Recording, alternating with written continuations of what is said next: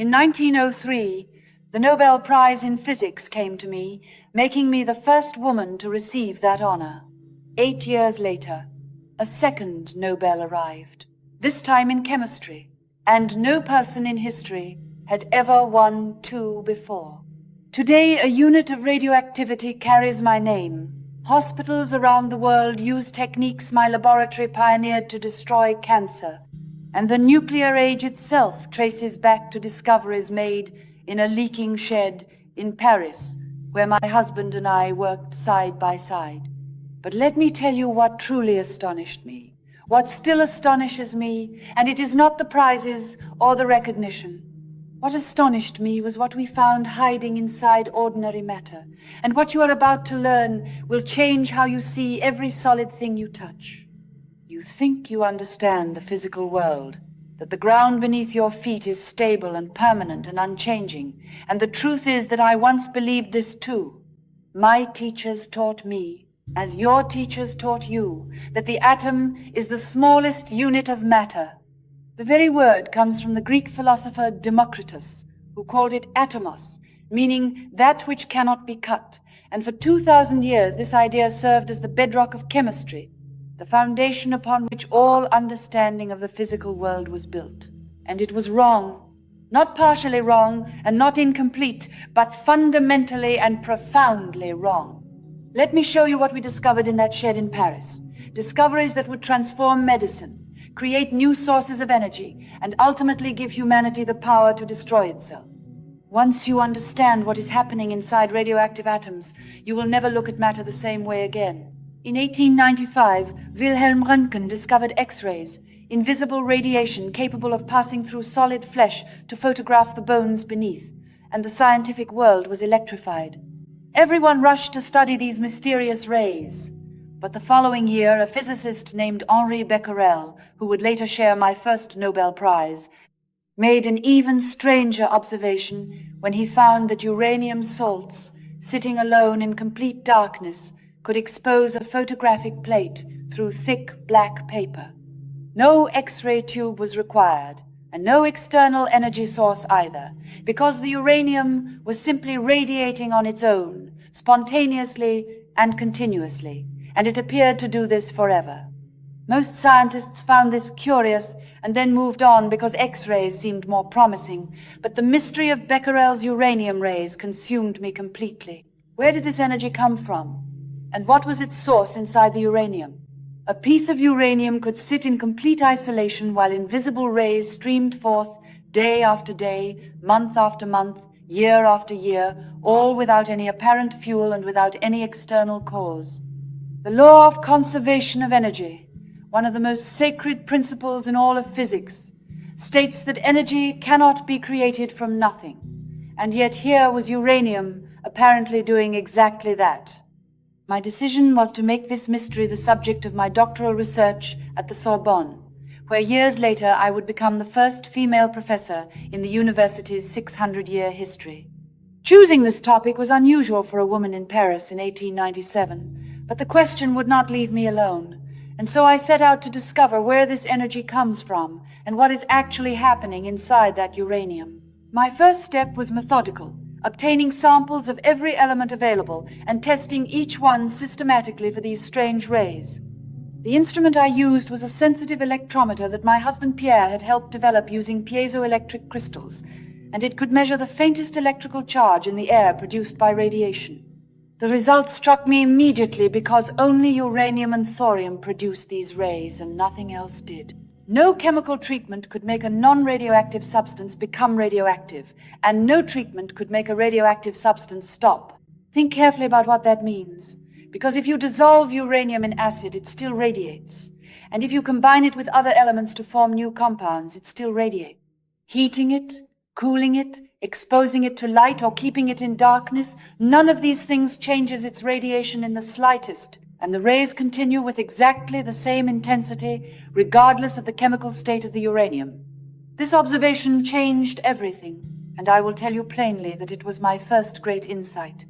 The radiation was not a property of the uranium compound, and it was not affected by how the atoms were arranged into molecules, because the radioactivity originated within the atoms themselves. The word radioactivity was my invention to describe this phenomenon, a term now measured in units that bear my name, and along with it came a radical hypothesis. Radioactivity is an atomic property of the element that comes from somewhere deep inside the atom itself. But at that moment I had no idea how deep this mystery truly went. Here is where the detective work began in earnest, because I was examining minerals that contained uranium and testing their radioactivity as a matter of thoroughness. My expectation was that they would be radioactive since they contained uranium, and uranium is radioactive. But one mineral behaved strangely. Pitchblende, a heavy black ore from the Joachimsthal mine in Bohemia, in what is now the Czech Republic, turned out to be more radioactive than the pure uranium it contained. Not slightly more, but 4 times more active than pure uranium oxide. Consider that for a moment and ask yourself how an impure mineral can be more radioactive than the pure element it contains, because it seemed impossible to me as well. My approach was to prepare artificial chalcolite in the laboratory, synthetic crystals containing exactly the same proportions of copper and uranium as the natural mineral. The synthetic version had precisely the radioactivity I expected based on its uranium content, but the natural mineral had far more. Only one explanation existed for this discrepancy. The natural pitchblende must contain another substance, an unknown element that was far more radioactive than uranium itself. This substance had to be present in such tiny quantities that chemists had never detected it, and yet it was so intensely radioactive that it dominated the mineral's activity.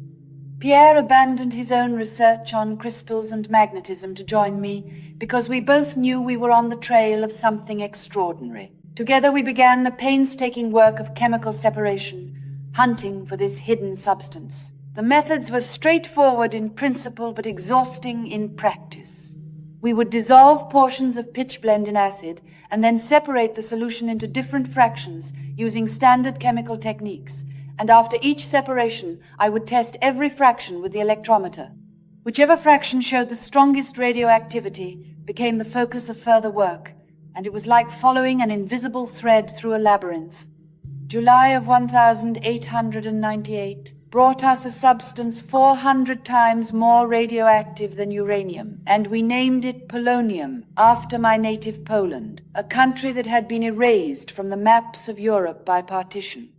Naming it was a quiet act of scientific defiance. But we were not finished, because even after removing the polonium, the remaining material was still intensely radioactive, which meant something else was hiding in the ore. By December of that year, we had found it, a substance 900 times more radioactive than uranium that we named radium from the Latin word for ray. 2 new elements to add to Mendeleev's periodic table, both discovered in a single year.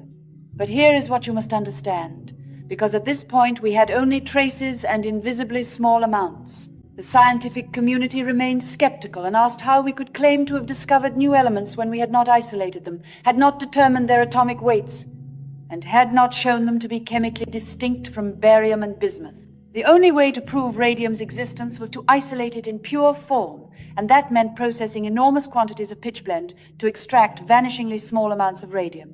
Tons of pitchblende residue came from the mines, slag that had already been processed to extract uranium and was considered worthless by everyone else.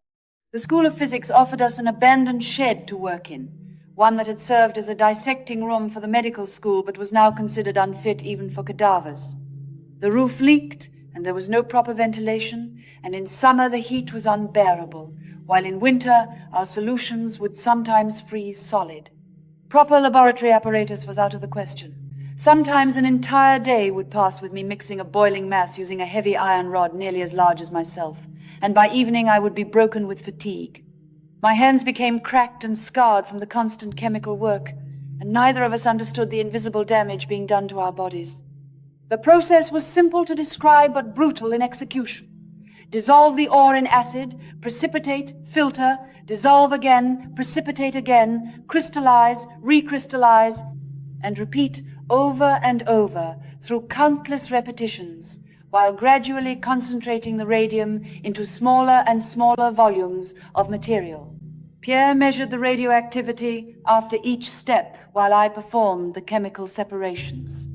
4 years passed along with ton after ton of raw material, and at the end I had succeeded in isolating 1/10 of a gram of pure radium chloride, 1/10 of a gram from several tons of ore.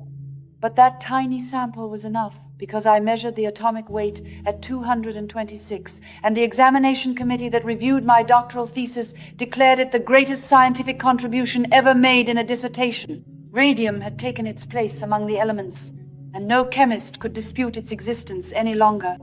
Yet even as we proved radium was real, a deeper mystery emerged, because the energy released by radioactivity was enormous and far greater than any chemical reaction could explain. A gram of radium releases enough heat to melt more than its own weight in ice every hour, and it does this continuously, year after year and century after century, without any apparent source of fuel. Pierre and I proposed a hypothesis that the radiation is an emission of matter accompanied by a loss in weight of the active substance, meaning that the energy which appears must come from some transformation within the atom itself. Let me say that again, because this is the heart of everything. The atom itself is changing.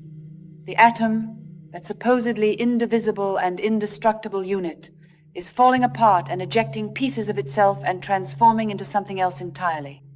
This was heresy to classical physics, since for 2,000 years the unchanging atom had been the foundation of chemistry, and now we were saying that certain atoms spontaneously disintegrate while one element transforms into another. The alchemists were not fools, because they intuited a truth that nature had hidden, and they simply looked in the wrong place. Transmutation does not happen in crucibles or through mystical incantations, but inside atoms, spontaneously and invisibly and everywhere. The alchemists dreamed of turning lead into gold, and in reality nature transforms uranium into radium, radium into radon, and eventually, after a long chain of transformations, into stable lead. The transmutation they sought was happening all around them all along. Now let me show you what we eventually came to understand about what happens inside a radioactive atom. The picture was assembled piece by many scientists, and Ernest Rutherford and Frederick Soddy built the theory of atomic disintegration upon our discoveries. But I will tell you what we now know. The atom is not solid, and it is not indivisible. At its center sits a tiny, dense nucleus that is incredibly small compared to the atom as a whole, but contains nearly all of its mass. And around this nucleus swarm the light electrons that determine the atom's chemical properties. But the nucleus is where radioactivity originates. Some nuclei are stable, with forces holding them together in perfect balance, and they will persist unchanged for eternity. Other nuclei, the nuclei of radioactive atoms, are unstable and exist in a state of precarious imbalance, like a boulder perched on the edge of a cliff. Sooner or later, they must change. And when they change, they eject matter. Alpha particles, which are helium nuclei consisting of 2 protons and 2 neutrons, shoot out at tremendous speed. Beta particles are electrons expelled from the nucleus with enormous energy.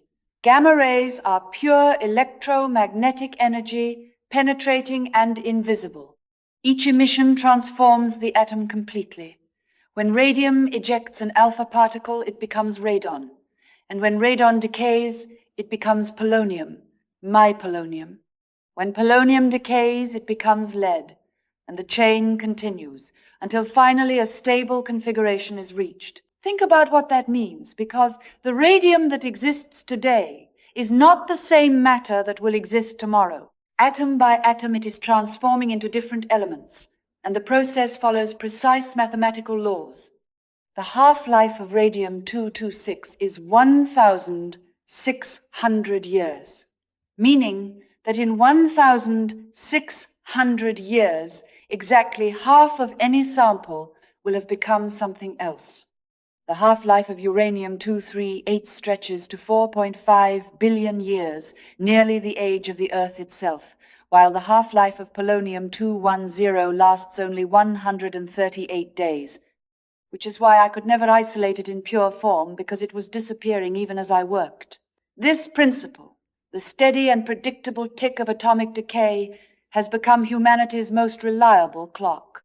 Archaeologists date ancient bones and artifacts using radioactive carbon. Art historians authenticate paintings and detect forgeries, and forensic scientists solve cold cases decades after the crime.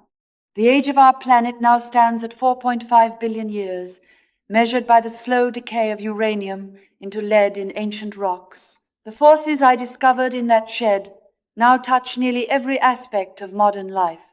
Every cancer patient who receives radiation therapy is being treated with the descendants of my research. The ability of radiation to destroy rapidly dividing cells, which Pierre first demonstrated by deliberately burning his own arm with radium, has saved millions of lives. The medical applications we dreamed of in our small laboratory have become reality on a global scale. Every nuclear power plant converts atomic instability into electricity by releasing the energy locked inside uranium nuclei. The same principle powers spacecraft exploring the outer solar system, where radioisotope thermoelectric generators running on the steady heat of radioactive decay have carried human instruments to the edge of interstellar space. Every smoke detector in your home contains a tiny amount of radioactive americium that uses the ionizing power of alpha particles to sense smoke and save lives.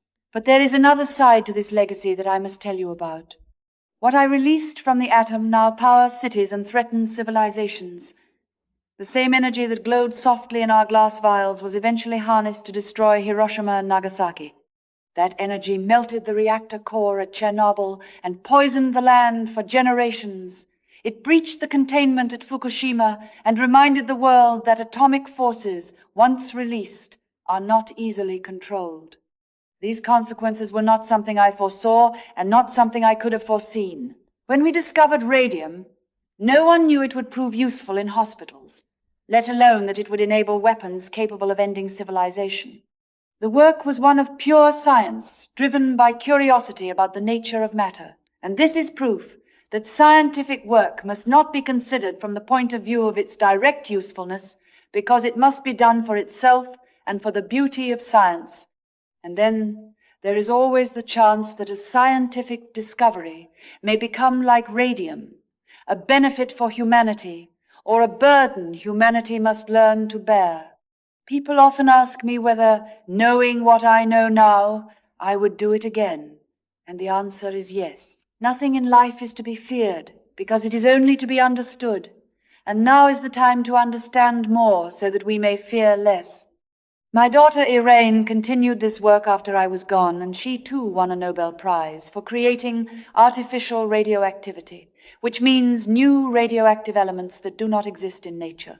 The Curie family has now contributed 5 Nobel Prizes to science, and the torch passes from hand to hand.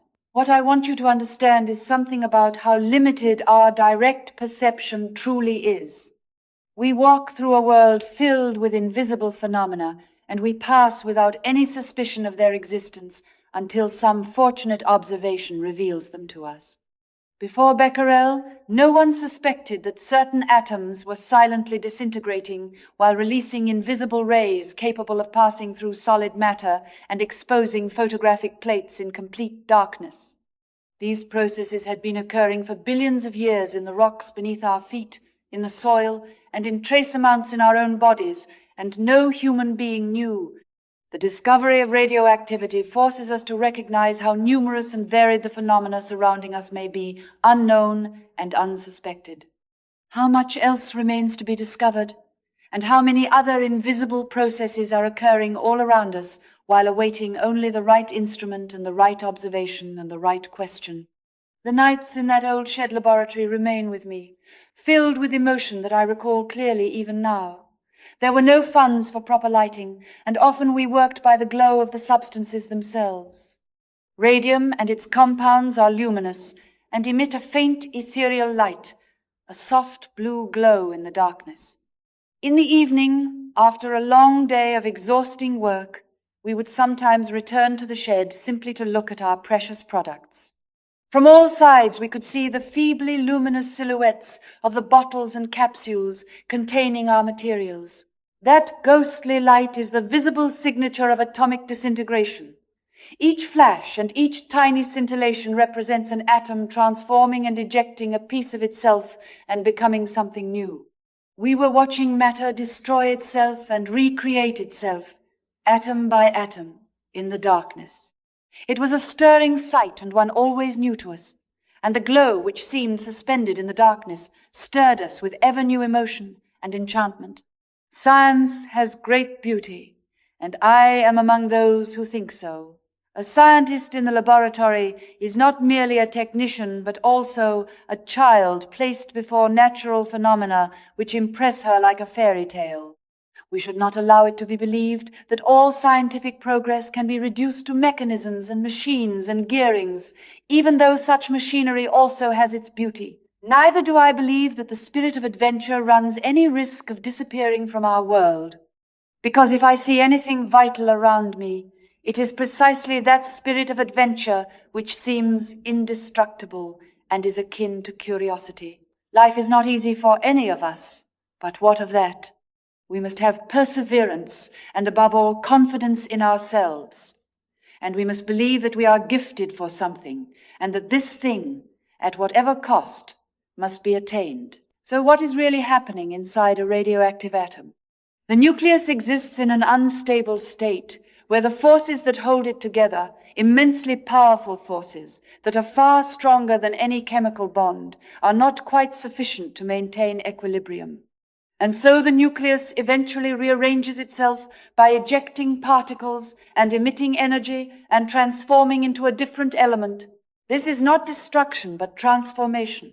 The matter is not lost because it takes new forms, and the energy released was always present, locked within the nucleus as a legacy of the cosmic processes that forged the elements in the hearts of dying stars billions of years ago. Every radioactive atom is a tiny time capsule from the birth of our solar system that slowly releases its ancient energy into the present. Some release it slowly, as uranium takes billions of years, while others release it quickly, since certain isotopes decay in fractions of a second. But all radioactive atoms share this essential property. They are unstable and they will change. The matter around you, the matter you are made of, is not static and not permanent. It is caught in an endless process of transformation, a process that began when the elements were born in stellar furnaces and will continue until the last radioactive atom has found its stable form. That is what we uncovered in that leaking shed in Paris. Not just new elements and not just new rays, but a new understanding of matter itself. The atom is not indivisible and it is not unchanging, because deep within its core, forces of unimaginable power are at work, holding the nucleus together or failing to hold it and releasing their energy into the universe. This is the truth that radium revealed while glowing softly in the darkness, that matter itself is frozen fire waiting to be released, that the solid and stable world we perceive is built upon a foundation of ceaseless transformation, and that stability can only be attained by inactive matter, while radioactive matter is vibrantly and magnificently and eternally alive with change. All my life through the new sights of nature made me rejoice like a child, and nothing filled me with more wonder than watching matter itself transform before my eyes, atom by atom, in that faint blue glow, which was the light of atoms changing and the light of a universe in perpetual becoming.